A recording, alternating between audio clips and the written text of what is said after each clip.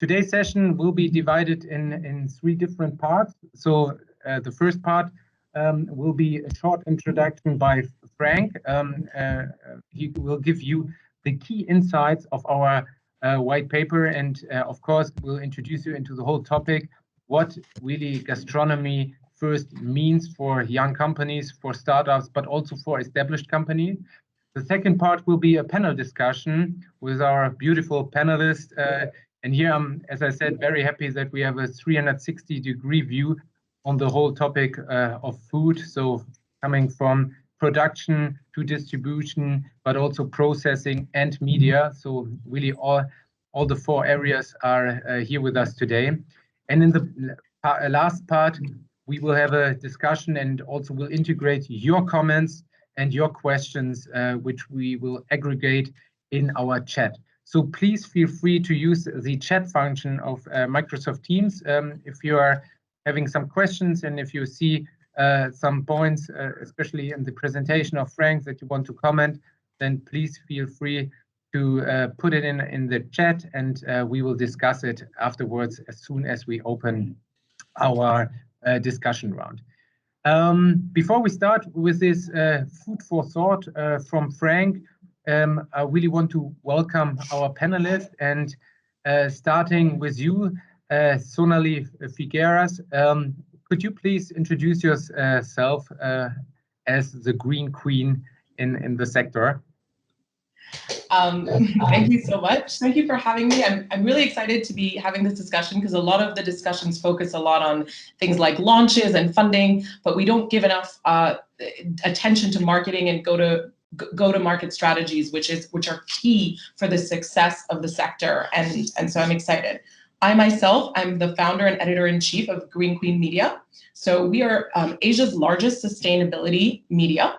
We're also one of the global media outlets of record for the alternative protein industry. And we've been writing about these companies for at least 6 years. So a long, long time of looking at the industry and kind of seeing that they were going to pioneer a new way to eat. We hope that every article that we write, on top of being really high quality and well researched, is also going to help change minds and change behaviors. We kind of see ourselves as a signal platform. So when you read an article on Green Queen, you have a window into the future of how the world could be if we do better, if we choose a fairer, more ethical, more green, more healthy, more safe way forward.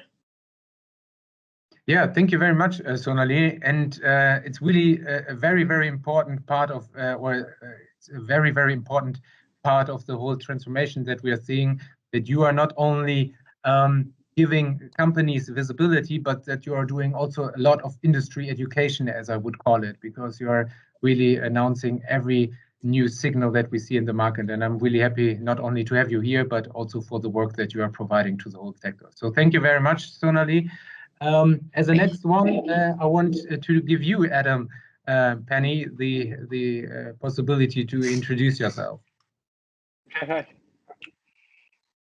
Hi, everybody. I'm Adam. I'm the group executive chef of 3 Buns and Potato Head and Tiga Roti in Singapore. I've got restaurants in Singapore and Jakarta and a pop-up in Hong Kong.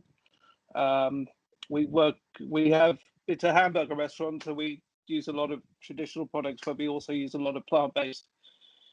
So we launched Impossible when it launched in Singapore, and Tyndall as well. So we work very closely with Andre and the Tyndall team. And we have a lot of fun with the plant-based, and we seem to give the public lots of good options to try, and they enjoy it a lot. Yeah. So thank you very much, Adam. And we are, as I said, very happy that you are here, because having the view from a chef to all this topic of alternative proteins is very, very important if we are not only talking about how to use it, but also how we can enable young companies to get access to the market. And the counterpart of yours in the distribution sector is Ynyr Jones. Ynyr, very welcome to you. Please feel free to introduce yourself. Hi, Fabio. First of all, thanks for having me. Appreciate being on this panel. Looking forward to the discussion. I don't think it's by accident that you've put me in between Adam and Andre, because I think in essence that's what we do at Classic Fine Food, is that we link the Adams of the world with the Andres of the world, and that's what we do. So it's good to be here. We represent Sindel, Impossible Foods, and Karana here in Singapore. But our footprint as Classic Fine Foods is a little larger than that. I represent Singapore, but we do have a footprint mostly across Asia, and we also have operations in the Middle East and also in Europe as well. So looking forward to this discussion. Yeah, thank you very much, Ynyr. And this was exactly the reason why we are now coming to Andre, because you are the turning point from bringing new companies into the sector, and Andre is the one who is inventing them, and yeah, has a lot of experience in the sector. Andre, the stage is yours. Hi, Fabio. Thank you very much, and Frank, thank you very much for having me here, and it's really a huge pleasure to share the stage with you guys and with our friends Sonalie, Adam, Ynyr, and you guys from NX Foods as well, who are supporters as investors. A brief introduction about myself. I have experience in the meat industry for over 7 years in Brazil, in Singapore, all the way from farm to fork. And I was also heavily involved into the Impossible Foods story in Singapore, not with our friends here from Classic Fine Foods, but really looking very closely at that space back the moment. And I really admire that that development that was done with people like Chef Adam, who I'm a big fan. He said that he runs restaurant and chef, but he's simply the god of burger. The best burger of Asia is made by him. So it's really a pleasure. It's really a pleasure to share the stage here. And yeah, so the Next Gen Foods and Tindo, our brand, they were launched on the back of all this history, together with Timo Recker, who is a second home founder in the plant-based. And yeah, it's a pleasure to discuss the go-to-market strategy with you guys here. Since as Sonalie said, I couldn't agree more that this is a fundamental piece of the entire consumer adoption and impact creation. Yeah. Perfect. Thank you very much, Andre. And before I hand over to the initiator of today's session and the author of the white paper about the Gastronomy First, I just want to take the chance to introduce myself. My name is Fabio Ziemssen. I'm the managing director of NX Food, and I'm more than happy to be the moderator for today's session. And I also want to give you a big thank to Frank, who initiated this whole session today. And as I said, is also the author of the white paper to give all of you some insights into the sector, and of course to tell you about what are the reasons for success. So Frank, the stage is yours, and yeah. Yeah, thanks a lot, Fabio, and of course warm welcome also from my side to all participants and the speakers. Very happy to have the chance to meet you all during the process of writing the white paper, but also now in the chat here. A couple of words to myself. I'm head of strategy at NX Food. We are a food consultancy in the food innovation business, and we use our network and our expertise that we built over the years and provide it to our clients in either giving them access to the food innovation ecosystem or by doing projects together with them. Could be product development or strategy development in this kind of fields. And I had the pleasure, and so let me to write the white paper, and let me quickly share the key insights with you. Just a short overview so that we all know what Gastronomy First actually is about. You should see my screen now. Can you see my title slide now? Perfect. So we, over the years, observed many companies launching their food products on the market. We accompanied, for example, Beyond Meat together with Metro on their market launch in Europe via the Gastronomy, or also together with Tyndall, Classic Fine Foods and Impossible Foods, the launches in Singapore. And what we learned and what we saw over the years is that gastronomy is actually a great place for food innovations, because as a chef, as an expert for food, they have the opportunity, or they have the capability to provide a very positive first expression to the consumer. And this is what makes the product outstanding and keeps it in mind of the consumers and creates the demand. And why is that important? Because we observe currently a very, very dynamic food innovation landscape with investments along the entire food innovation value chain at an all-time high, and a very strongly increasing market for alternative proteins, for example. And we all know what happens if we put more and more things in a limited space, like a retail shelf, right? Pressure is increasing. And so for emergent brands, they basically face two major challenges if they want to go to retail eventually. The first is to be listed, and the second is to stay there, to stay listed. So a sustained consumer demand, long-term, repetitive, that is what's critical. And just to make a brief comparison, there are multiple ways, of course, in order to achieve a sustained consumer demand. But let's say we have kind of like a standard marketing approach where you have a larger huge budget of marketing, and you use it like a watering can and then see what grows and then jump on it. Well, yeah, the thing with this is that you need a large marketing budget. With Gastronomy First, the beauty is that you can start in independent gastronomy, or premium gastronomy in this case, with a very narrow target group, with the early adopters for food innovation and for food products. And by this, you only need a much smaller budget, focusing really on a narrow target group that then, with its influence of the early adopters and also of the chefs, allows you to create demand momentum with more and more consumers and more customers. And then you can broaden the basis going down to the system gastronomy, and eventually then end up in retail as a last step. So you use the multiplier effect that you create in order to create this sustained consumer demand. And let's look at two example cases that did this very well. The first is Impossible Foods market entry in 2016.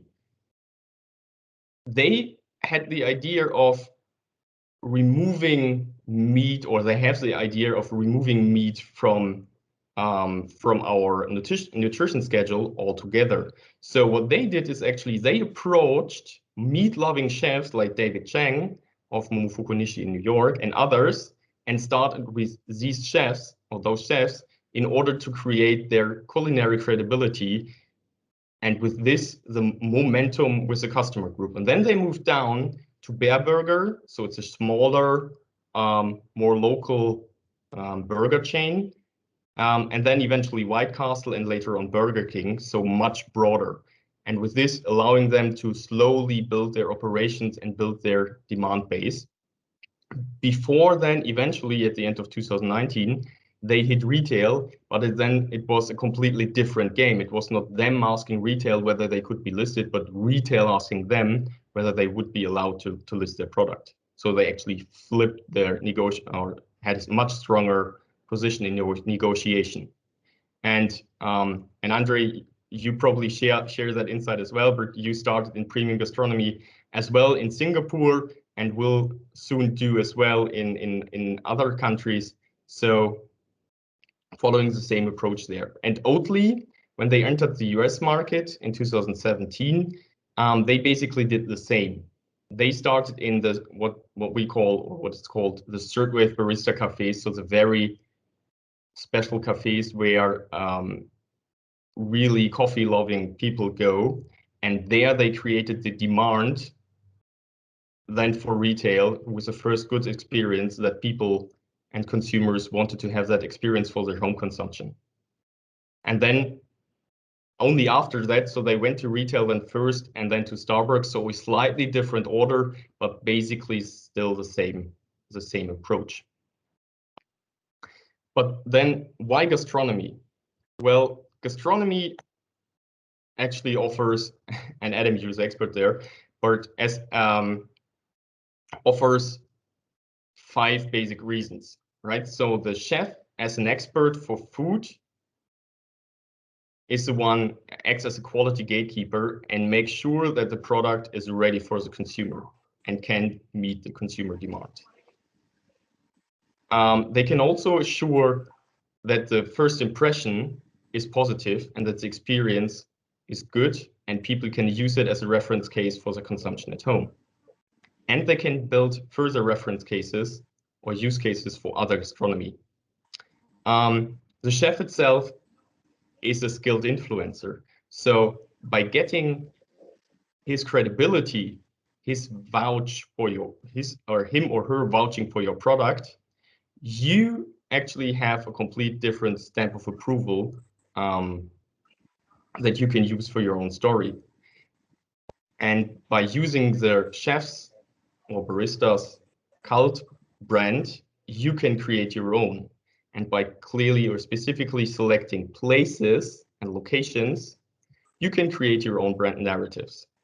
And finally, the chef can act as your sparring partner in terms of pricing and building your operational capabilities.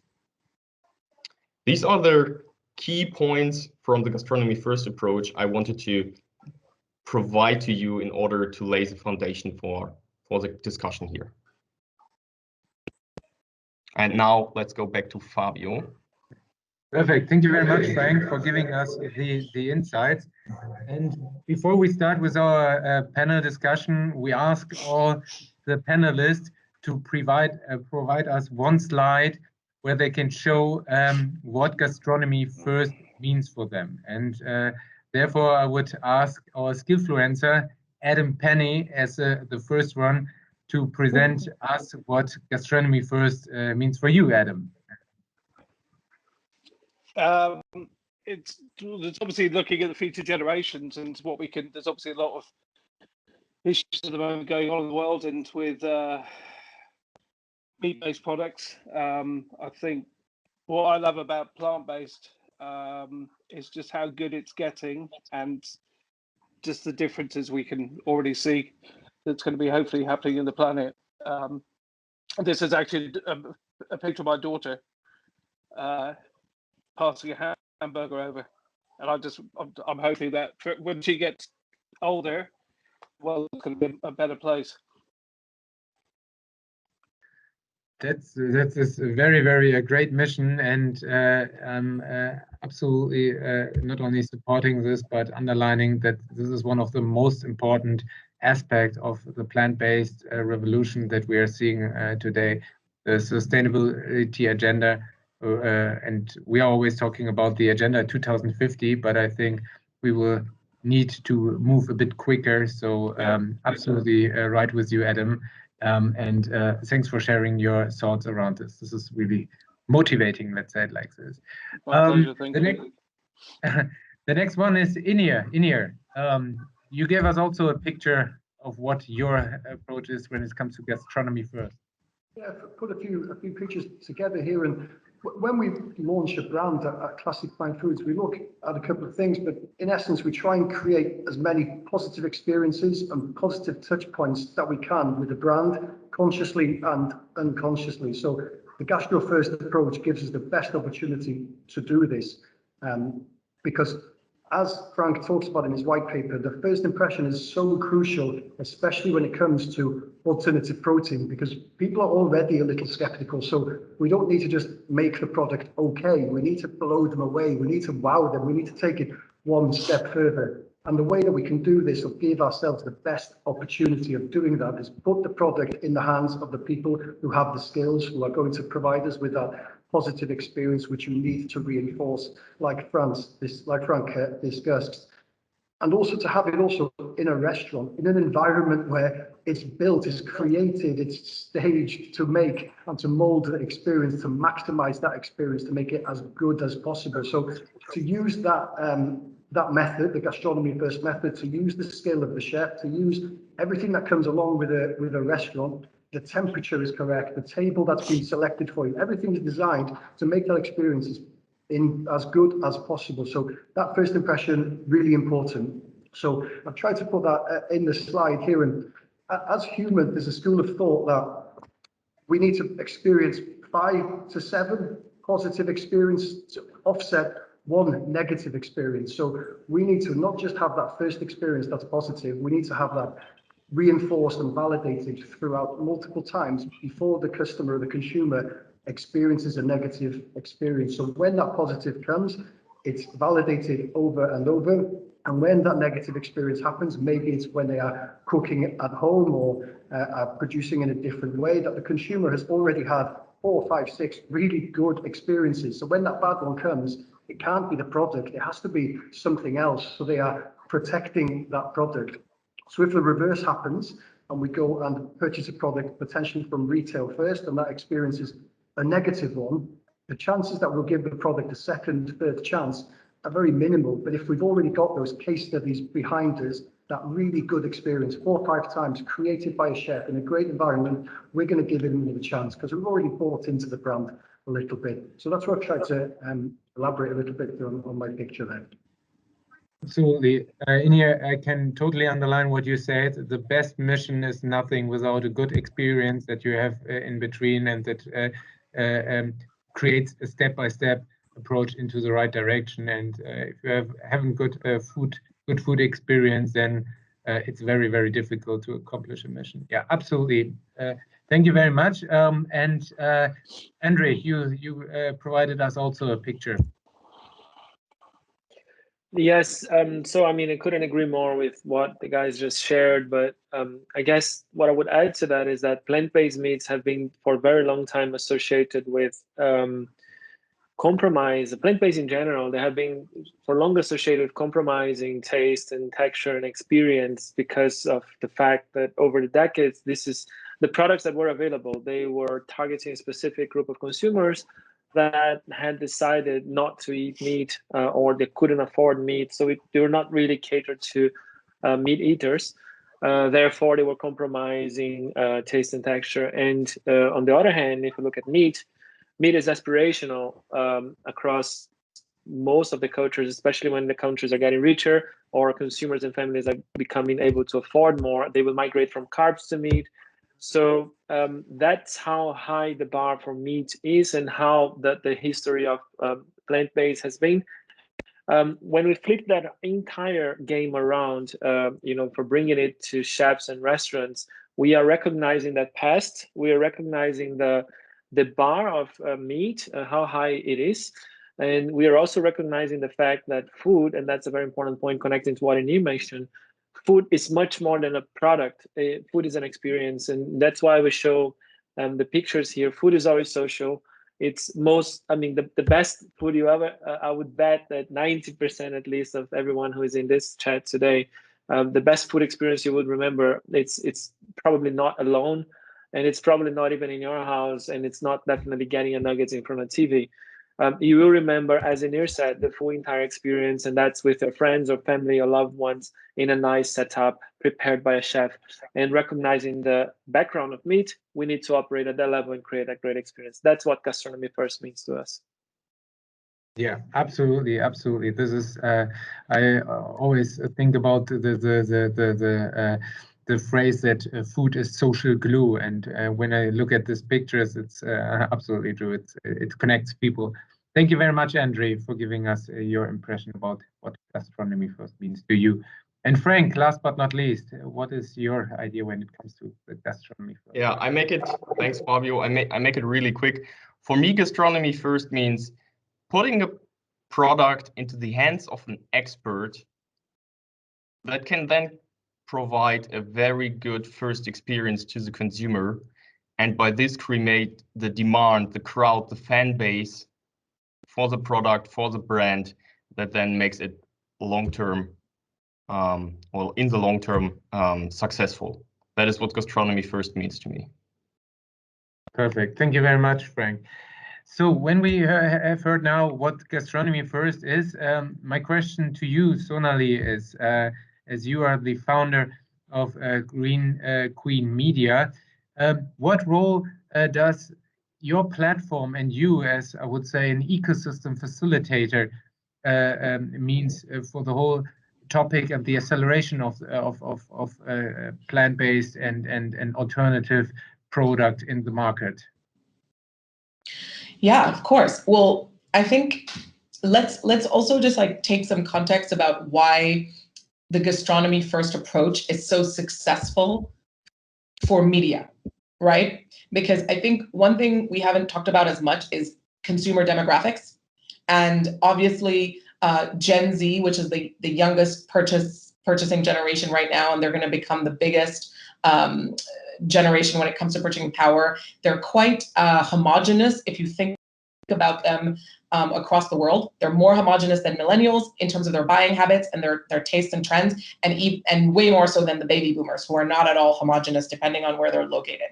And the Gen Zers are often called, there was a report that came out that called them the no meat, no car, no alcohol generation.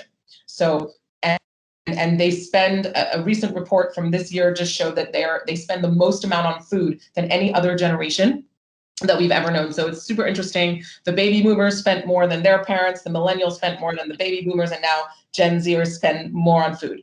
And at the same point in time, we've never had more information about where our food comes from than today. And obviously social media has a lot to do with that. But I think what brands like Beyond Meat and Impossible Foods did, and Oatly as well, and I think it's really important to call all of these brands out because they pioneered a story that was so sexy that every media company in the world wants to be writing about it. So for me, I've been writing about them for many, many years. But clearly in 2019, there was a switch. And suddenly everybody wanted to know more about this topic. I mean, before then, we didn't even really have an umbrella term, but then all protein started to take over. And it was, the right time. And it was the time when, everybody started to realize that the carbon footprint of meat was hugely problematic for the climate crisis. There's more and more emphasis on 2030 and the SDG goals, and everything kind of came together, the perfect storm. And the thing is, the media wants to report on what's sexy and what people want to read, because the media wants to get hits and wants to get traffic. And you can see, I look at our traffic and search terms, very closely, and you can see that in 2019, the curve goes up. Suddenly, everything alt protein is important. And in fact, we've built a global brand on the back of that, because before we were much more Asia sustainability. And then because we had cornered this market, suddenly everybody's reading Green Queen. I mean, suddenly investors are reading Green Queen, because suddenly it's the hottest opportunity in the world. And so that's a huge change in the conversation. And you've got to give credit where credit is due. Impossible, Beyond, Oatly, they sexed it up. They really did. They made it trendy. They made it aspirational. They didn't, they really took the hippie out of the conversation. And I don't want to, criticize hippies. I love hippies. But for some reason, the hippie message, the granola message just doesn't work with a mass market. And let's also understand that we're talking about a world where Asia has woken up, there's disposable income, there's rising middle classes. These people want to affirm who they are with brand choices and purchasing choices. And Impossible allows them to do that, to feel, cool and relevant and meaningful, but still fun and exciting. And so, of course, there you go. As a media company, how are you not going to report on that? And it's funny because most of 2019 was, us reporting, and all the kind of the media in the space reporting. But now, I mean, there's a major launch. Forbes is on it. CNN is on it. Bloomberg is on it. This was not the case. I mean, the FT, for Christ's sakes, is writing huge reports on alternative proteins. The FT, I mean, this is a signal to the market that it's completely changed. And that's because, hello, the money's there. And why is the money there? Because the demand is there. So absolutely, yeah. It's a sexy story.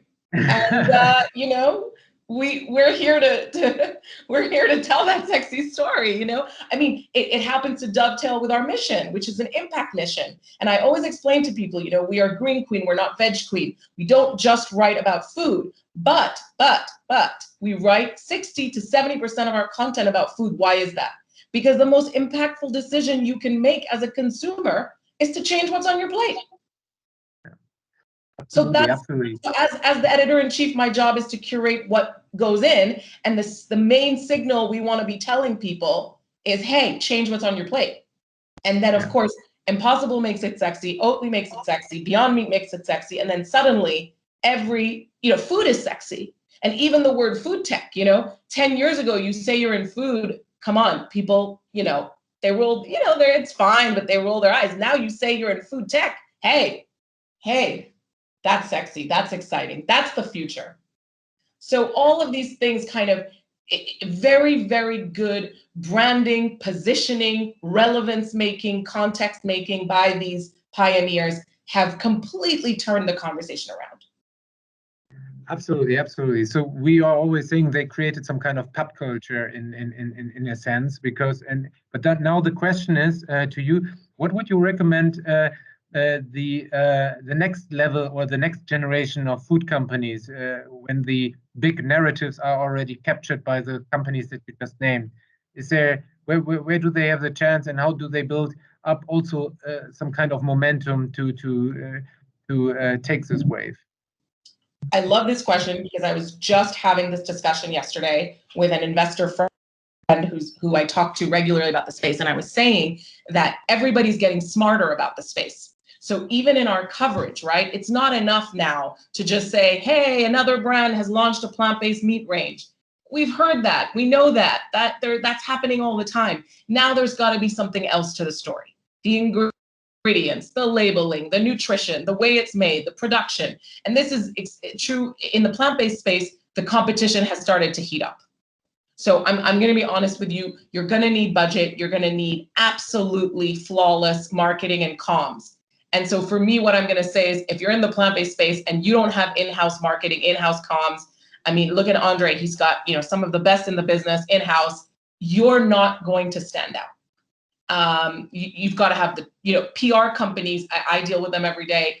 I think they're still struggling to keep up because they don't know the space. A lot of the PR people who send me the releases, they don't understand what really they're writing about. So I think I have a Clubhouse show with another fellow it's called New Food Media, and we talk a lot about what is needed in the space. And what is needed is a lot more consultants and experts who are going to help brands elevate how they communicate and how they go to market, exactly what we're talking about today.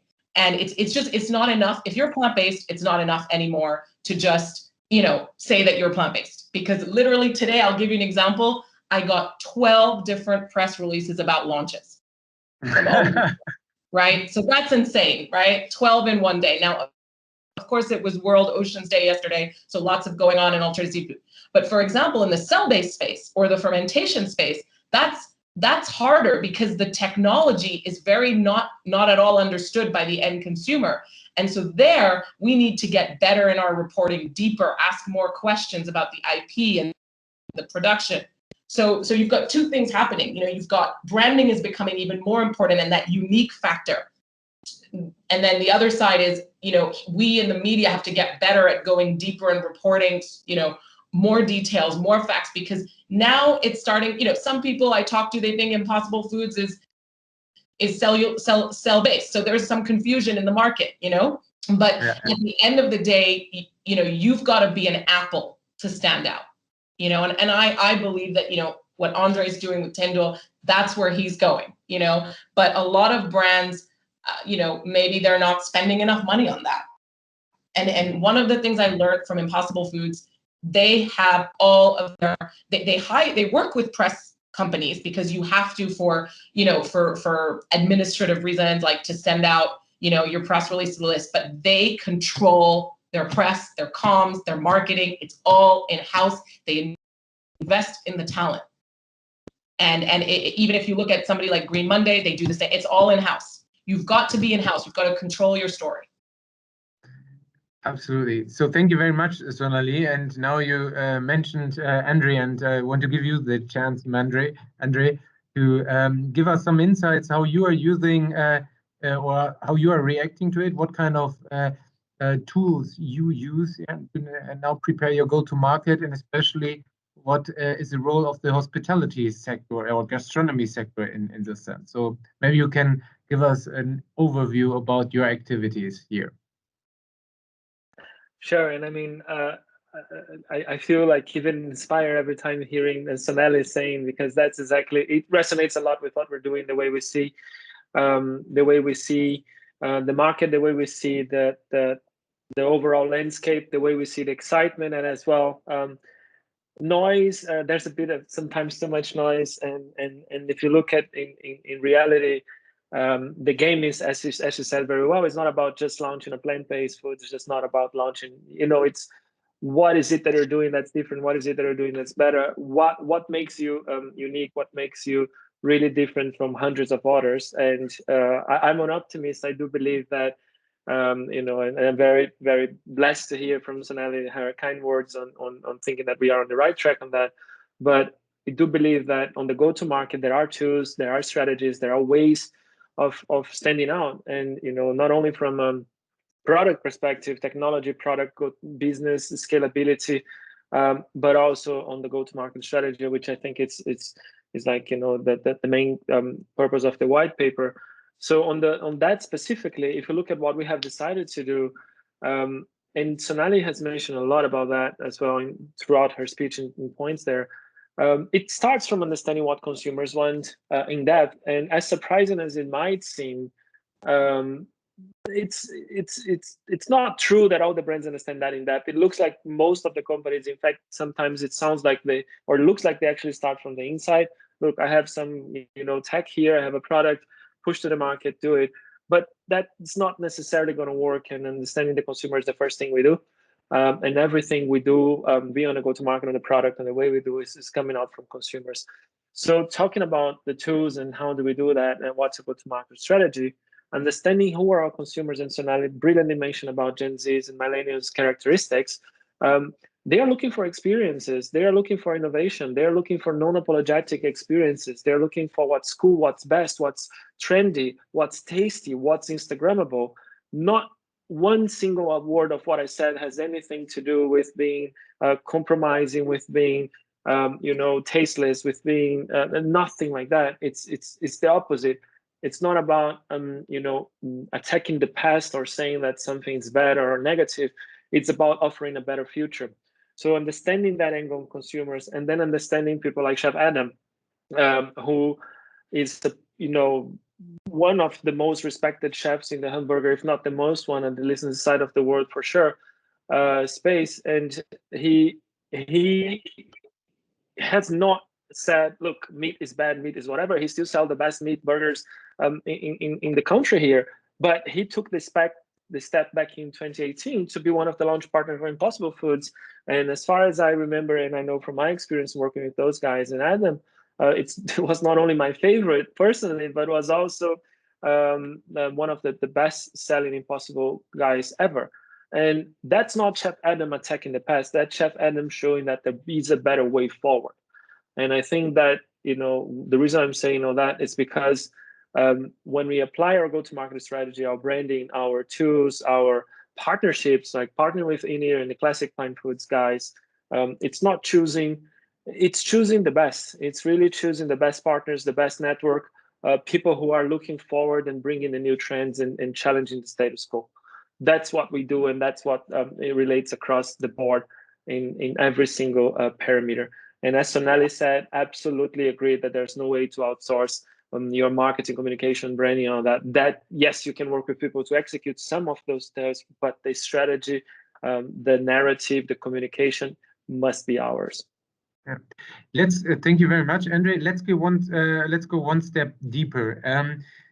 I mean, the whole gastronomy first strategy is it's quite a good one if it's working. But if you are doing bootstrapping and if you are doing everything on your own, the customer acquisition costs are very high to convince all the, and this is the wording that I got from you, tattooed chefs, yeah, to work with you. Can you give us some more insight how you're building up this kind of strategy, and how do you select the right partners here?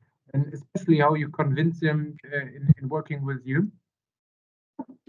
Yeah, I do have some experience, a few years working in both retail and exposure to food services as well. So it's good to trace a parallel, because most of us are we learn about being in a business school or being online or in the companies. We will learn a lot about the marketing strategies on the retail side. here, usually retail in the countries, you have 80% of the market consolidated in 2 or 3 players. It doesn't matter if you're in Singapore, in Germany, in Australia. Or even that's basically the case everywhere.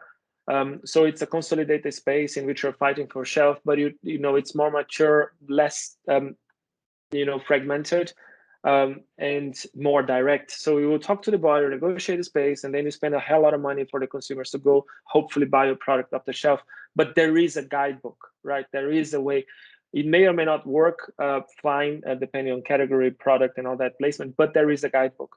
The challenge when it comes to, and what makes it so expensive and also, in my view, so powerful for the food services space, is that there's no guidebook. You really need to understand yet, right? It's not, it hasn't been cracked yet, but you really need to understanding that who are you dealing with in each step of the chain? What will make classic fine foods guys happier? What is a distribution business in the food services space looking for? What can they offer? What can they not offer? And what should we help them with so they're going to make more business and be happier? What will make chefs like Chef Adam and restaurateurs happier, right? So it's not about only selling, like, look, take this alternative chicken there, and good luck, you're my client, I hope you sell, and it's your problem.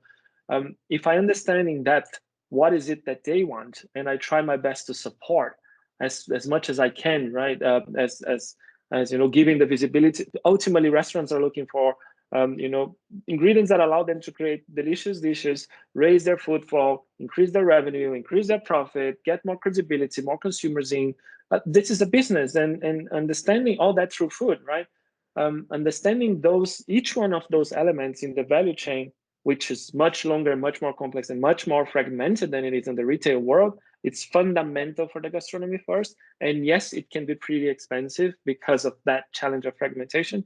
And then there's also another step at last, but that's not less important at all, is how do you then talk to your consumers and incentivize them to go into restaurants and trying the food and ordering more, which should then make Chef Adam happy, which should then make classic fine foods happy. And in turn, that would be our sales. So gastronomy first, in my view, it's a very powerful approach in the go-to-market. It's not easy. If it was easy, most of the brands would have done.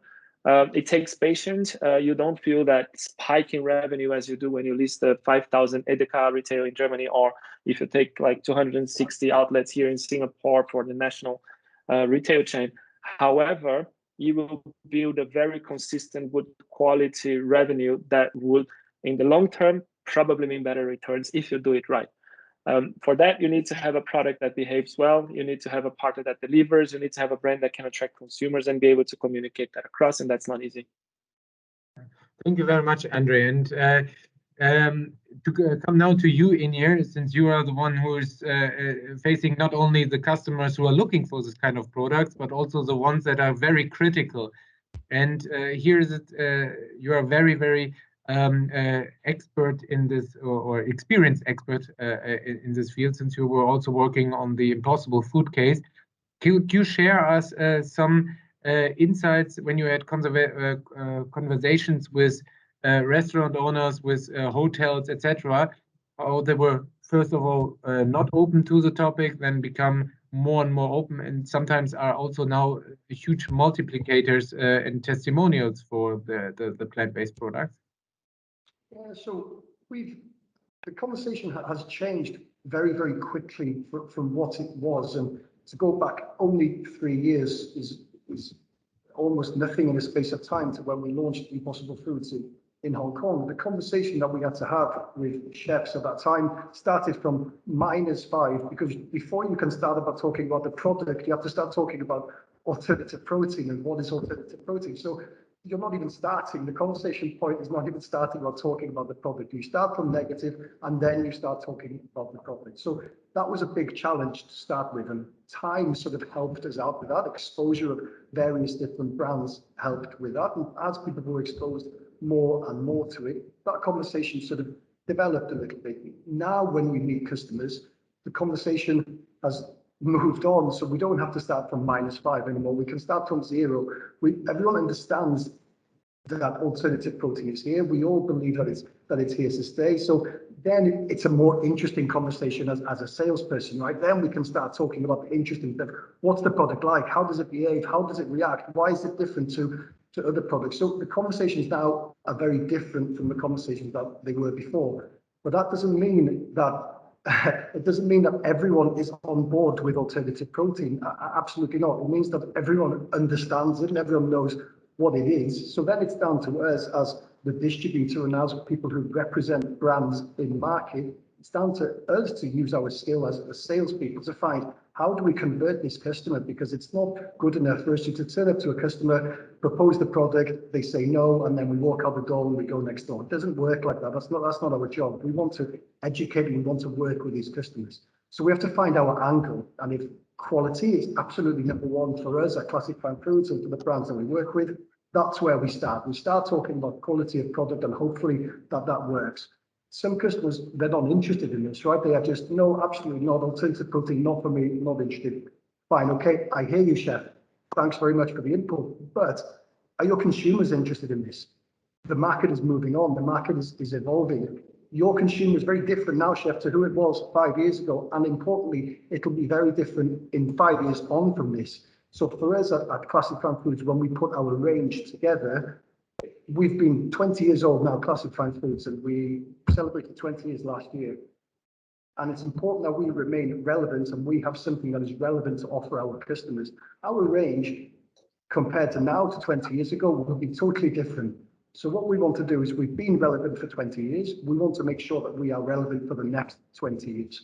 So having products like alternative protein that are going to be here for the long run are how we're going to do that. And that's not going to have long-term impact, like Andre talks about, unless we educate the consumer and educate the customer. And to go back to my point, when now we are talking to the chef about this alternative protein products, maybe they don't like the product, but they understand from a business case, their consumer is changing, therefore they need to change and move with the time. So they might need to have one offering on there which answers the needs of the consumer. So conversation has totally changed from us, from really having to push a lot at the beginning 3 years ago, which, let's be right, in the grand scheme of things, 3 years is nothing. Look how things have developed in such a short space of time. Now the conversation for us is, okay, do you like the product? Fantastic, let's have that discussion. If not, there's a business case for you, chef, because your consumers need it and consumers want it. So there's been a big change in the way that we approach the customers, and we have to continue to adapt with that, because the market's going to keep evolving. And like the guys have all alluded to, it's not good enough anymore just to say we have a new alternative protein. It's just not good enough. We need to be smart. Thank you very much. I have two questions to that. The first one is related to your last position on the perspective of Classic Fine Food.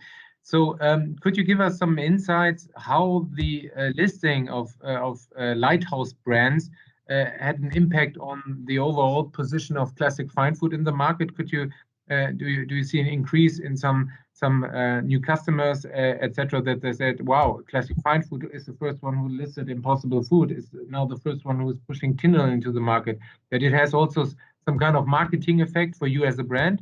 That's the first question. And the second question is, how do you react to all the companies Sonalie mentioned that are now joining in the market? And I mean, of course, you have now the A brands, but how do you treat the B brands and C brands that are now coming in and that are challenging the A brands with cleaner food, with new ingredients, with higher IP, etc.? So maybe this is also something that you can share with us. Yeah, so as I alluded to at the top, we are based across many different markets, 11 different countries across the world, mostly in Asia, and we are found mostly in the mega cities around Asia and also Europe and in the Middle East. And this lighthouse approach works extremely well for us, and we like to launch these brands in our lighthouse and in our cities and our markets that are going to have the biggest amount of impact. Impossible is a good example of this. Tyndall is another one. And we are not the first ones to do this, right? It's a well-trodden path. When Aperol Spritz, they were purchased, and their strategy was lighthouse. So it was New York, it was London, it was Paris, it was Milan, and they went for this lighthouse strategy with their new Aperol Spritz, with their new Spritzer, and everyone else followed. So we are not the first one to do this, but we are in a unique position when it comes to where a distributor is placed, that we have access to all of these markets and ready access. And of course, we discuss as a company. So what we can offer our suppliers and our partners is quick access to markets and quick ability to scale, right? Because we are working very closely between markets. And Audrey can attest to it, that it can happen faster than it would happen when it comes to working with multiple distributors in multiple different markets, because we have put together with Tyndall and many of the brands an approach to launching the product, which can easily be then copied and pasted through other markets, because if it works in a lighthouse market, it will work in other markets. So we try to use that approach wherever we possibly can, because it brings faster results and scalable products.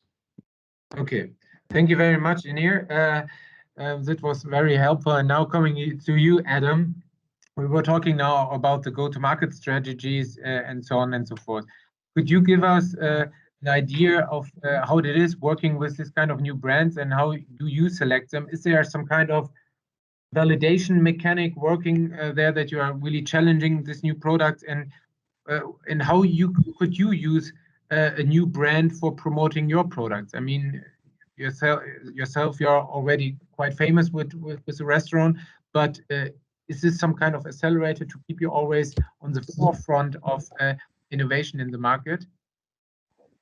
I love the excitement of the new ingredients, and we obviously Three Buns was traditionally, it was just a classic meat, beef patties, chicken, lamb, stuff like that. When I first heard about Impossible, I think back in 2016, I was kind of intrigued by it. Thought it sounded amazing, and I heard little whispers that they might be coming over to Asia. So I actually emailed them and sort of explained what we did at Three Buns, and that if they did come, I'd really like to do some stuff with it.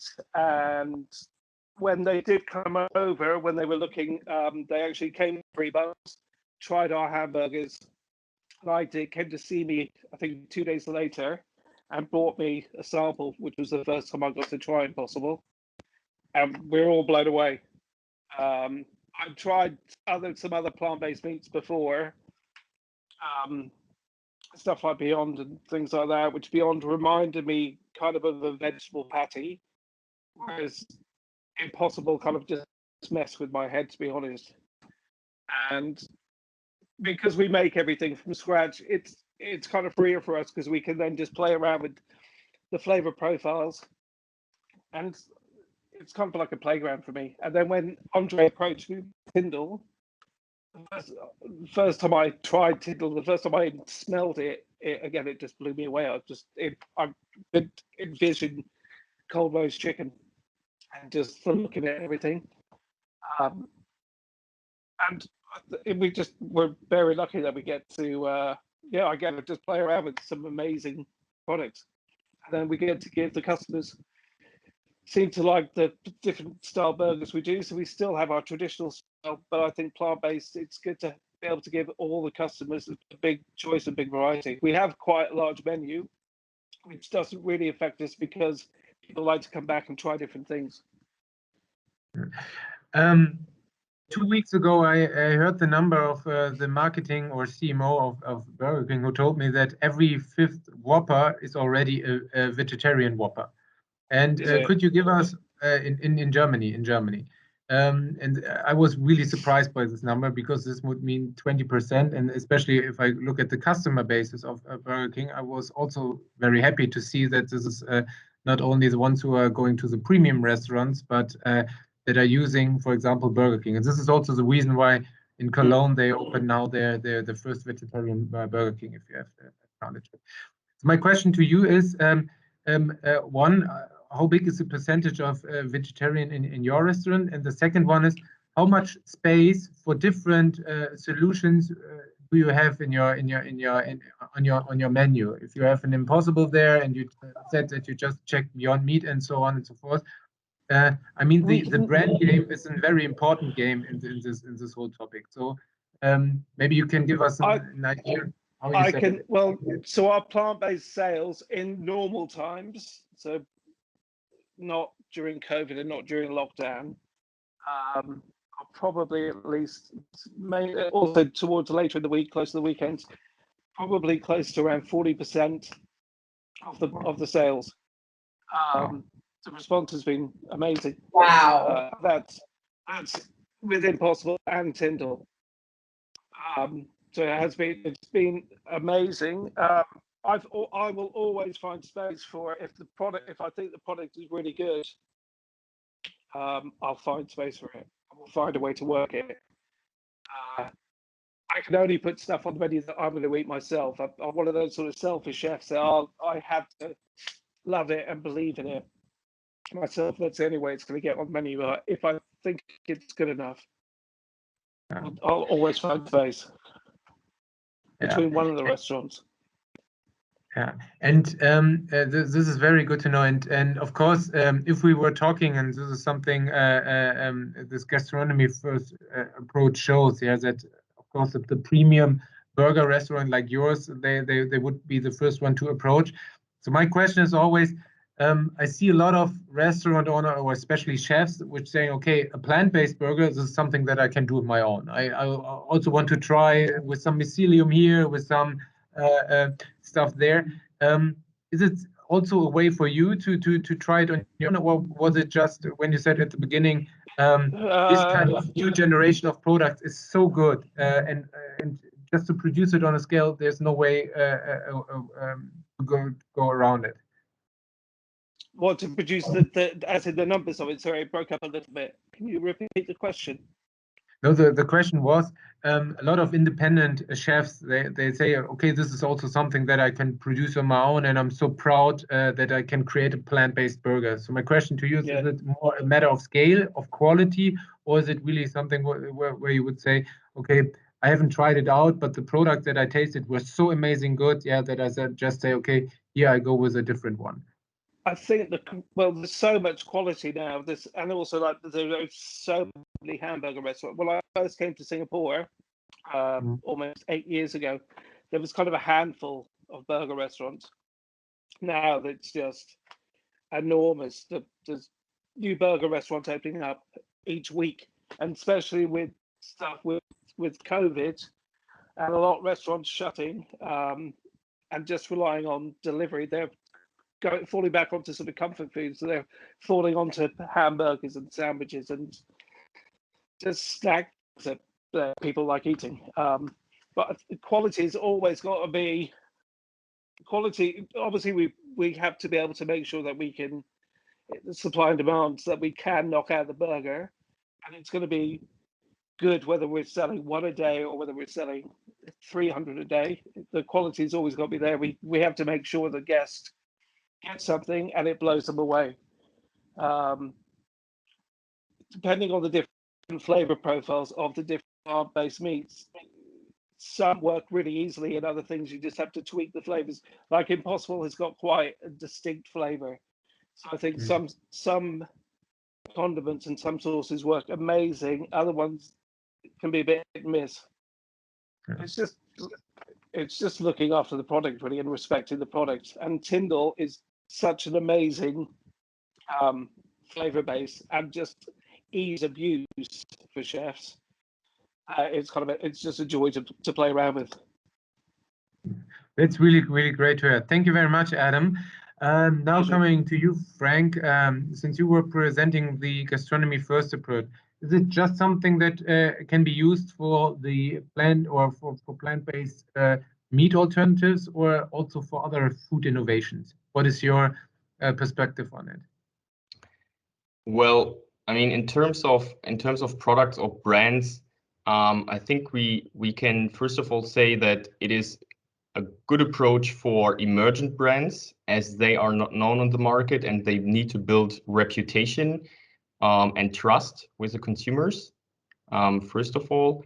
And of course, it can also be used for different kind of products, right? So you could think about beverages, for example, where you have new ways of alcoholic or non-alcoholic drinks that you use, for example, with bartenders, and they mix it into cocktails and make a unique flavor with it. And so there is room, from my perspective, for different kinds of products as well. The important thing here is that it needs to give room to the expert in order to work with it. And that is a very important element. Otherwise, it's just not interesting to the chef or to the expert. And so gives them some room to add their signature. Thank you very much. And so this gives hope for also all the other companies which are looking for the right go-to-market strategy in a sense. Yeah. So yeah, Andre. Yeah, one interesting curiosity, just that you mentioned that fact, Frank. That's absolutely right. And the chefs always want to have that element, right? So I don't know, it's just curiosity, a fact that I was remembering here, that when we had the first prototype, just like I've done many times before, whenever I had my hands on my previous life, new plant-based products, I was bringing to chefs like Chef Adam, and that was my filter. If I can clear those chefs, it would mean it would work, right? So I never did any product, he never really gave any attention to them because they're not good enough. But when I brought Tindo for the first time, it was on a Ziploc bag to Chef Adam. I said, well, if Chef Adam say, is minimally interested, we have potential here. And then the beauty why I'm saying that, Frank, is because then maybe like a couple of hours later, I receive a picture of a bag with a marinated Tindo inside a bag. And then next day or a couple of days later, I receive a nice picture of a burger that was better looking than anything I could see on a chicken burger ever, right? And I was like, okay, there's potential. So I went there and I said, he was the first ever chef to try, high bar to clear. And that ability that he had to transform that, Ziploc bag that we had into his signature chicken sandwich was what really made it, for us. That's the potential there. I now opened the mic and the camera for the audience as well. So if anyone wants to jump in and ask questions directly, please feel free to do so. Yeah, thank you very much, Frank. So because we have from Miguel a very good question right at the beginning. Miguel, if you can hear me, your first question that was related to the real scale, maybe you want to question it by yourself?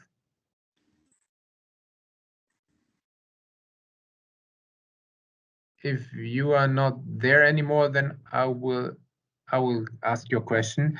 So he asked how to gain real scale through food service, given that consumers facing branding is somewhat limited to the big players since they get traffic with their name. How about for startups?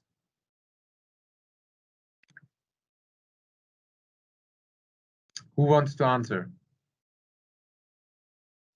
I'm happy to take on that, or Ynyr, or I don't know. I'm okay with that. Should I? You're a startup, so go for it. Yes. So, well, I think it's always about understanding your consumer in the end of the day and understanding your consumer or customers, as I was saying, across the value chain, because it's different from what we would classically imagine. The ones that were driving, as Sonalie was mentioning, let's be clear, right? Who were the ones that really made this category become sexy, right? And desired was like beyond Impossible and Oatly. Oatly was around since 1994, but let's say they were kind of reborn in 2014. Beyond and Impossible were both around 2011, 12, and the actual launch of Impossible effectively was 17, 18. So those guys were not big boys, not big names, right? And they have managed to do all that being very small. So to your point, that's my personal reading, our company reading as well, is that's not about the size. If not, the ones that would have done it would be the Nestles of the world, which are great companies, but they were not the ones who made it sexy. They were not the ones who became, the new big boys. And that's made, in our view, by identifying exactly what our consumer wants, what our customer wants, and making sure you address a market need that no one has addressed in the right way, with the right product, with the right go-to-market strategy. Yeah, it's true.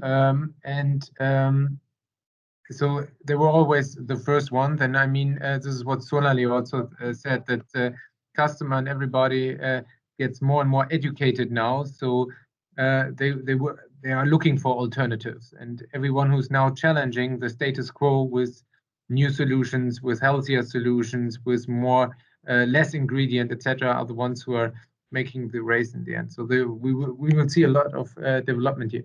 So here's another question to you, Adam. Do customers actively seek advice from you on how to prepare alternative proteins also at home? Occasionally they have, yes. I've had a few guests who ask either in the restaurant or they will get my card and then they'll text me, and I'm happy to, depending on what it is they're cooking and what they're trying to make, always happy to give them tips and give them advice, because we play around with this products day in, day out, so we know the kind of the timings, the temperature, what it does work with, what it can't work with, if it's good fried, if it's good on a grill, if it's good just in a pan, you're like napping fat and stuff onto it. So I'm always having. I don't think there's no point me ever sort of pretending. I want guests to buy, and then if they are going to cook at home, get the best out of it. Because I still know there's certain little things that I do in the restaurant that people are not going to go to the lengths to. So. Yeah, thank you very much. And there is another question from Chiara to you. How do you feel when the products you use are also sold in retail? I'm happy to see the retail. I think it's brilliant. If you can buy things at home for home, it's great. I think the more the merrier. So we're always going to have the kitchen. The restaurants are always going to have.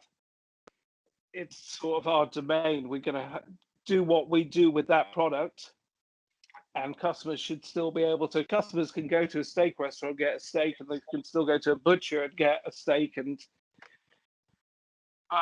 there's a certain, unless you have an amazing kitchen at home, there's only certain things you can do anyway. So people are always still going to want to go out to a restaurant to get a meal prepared for them, whether it's a daily thing or a treat thing, especially in Singapore.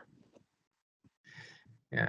And now a question to you, Ynyr and Sonalie. So since you're all very connected in Asia, and you see how the current development there is, especially in Singapore, what is your perspective on the whole topic of cellular agriculture?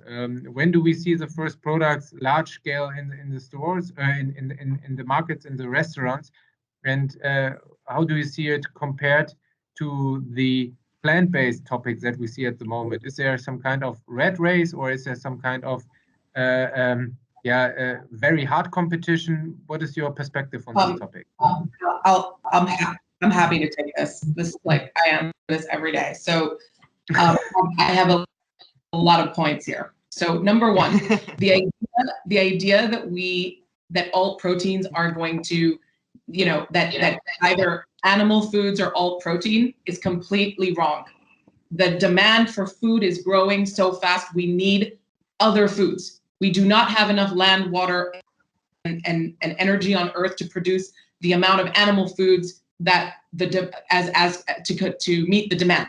And most of the demand is coming from Asia, Africa, and to some extent Latin America. So basically all the growing populations, right? Especially China and to a lesser extent India. So alternative proteins are coming whether you believe in them or not, because we just need alternatives. Number two, cellular agriculture versus plant-based. At the end of the day, cellular agriculture, I think once it reaches price parity, and I think we're quite a few years away from that, but once we get to the fact to scale and price parity, which some people say, 5 years, I think probably minimum 10 years. But once we get there and it's on the shelf and it's the same thing as, a battery chicken, and you can get a cell-based chicken, I believe the consumer will probably take the cell-based, because the reality of the situation is, while a lot of people say that they care where their food comes from, a lot of them don't, especially at the supermarket. It's very different at a restaurant, but at the supermarket. So I think cell-based meat is gonna take over from that sense. But plant-based meat, for me, the future is hybrid. There will be fermented, there will be plant-based, there will be cell-based, because at the end of the day, cell-based meat is still meat, and the health concerns of eating meat are still going to be there if you're eating cell-based meat. So at the end of the day, I just saw a study today, and I haven't verified it yet, but that said that people who have COVID and are on plant-based diets do better. They recover faster. This is brand new from today. It's on plant-based news. I haven't checked it out yet, so it could be, usually they check, so it should be real. But the point is that there is a health correlation with plant-based that isn't there with cell-based. So I think that's really key. And number 4, I see all these, there's a fellow called Suwai who has a lot of comments about, sexiness isn't as important. I think it's really important to understand that sexiness is important when you're launching a whole new sector and a whole new category, but it is absolutely not what will keep defining the sector going forward. Going forward, we're also moving to a world where there'll be carbon labeling and much more transparency about the emissions profile of a food. And so that's also going to change buying behaviors. And lastly, we focus a lot on protein, but the reality of the situation is that in the Western world and in rich countries, most of us eat too much protein and not enough fiber. And plant-based meats provide huge amounts of fiber, which a lot of us are deficient in, which cause a lot of issues with like our gut, digestion, etc. And plant-based meats are going to have a huge role to play there.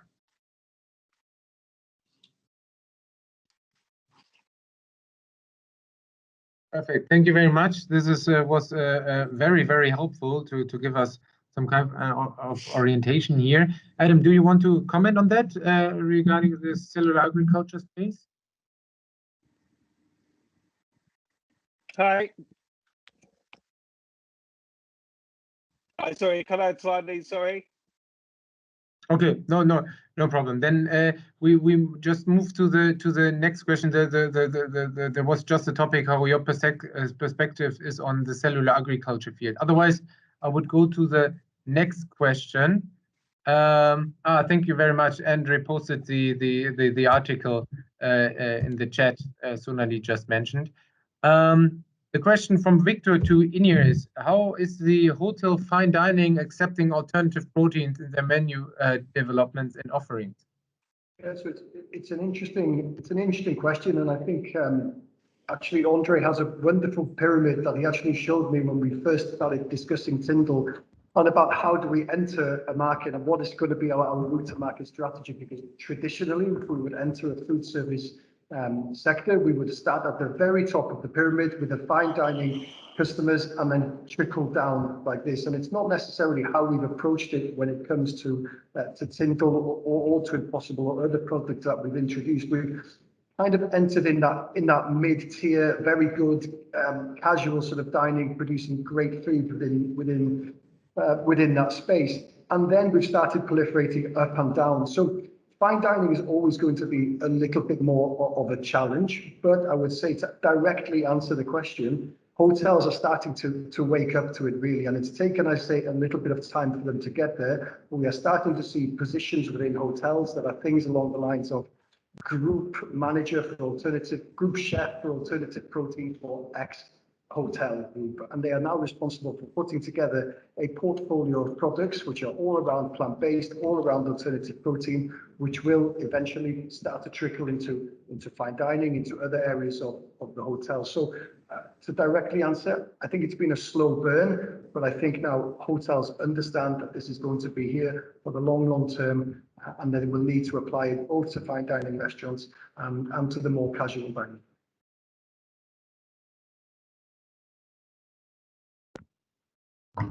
Yeah. Thank you very much, Ynyr.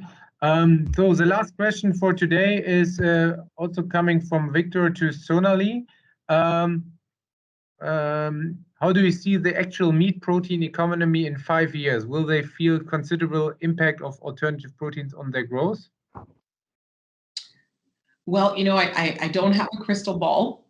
I think, unfortunately, but there was a new report that just came out yesterday from Credit Suisse Research, the research initiative, and sorry, I can't remember the name, but basically Credit Suisse, they released a report, and they believe that by 2050, the alternative protein industry is going to grow 100 times.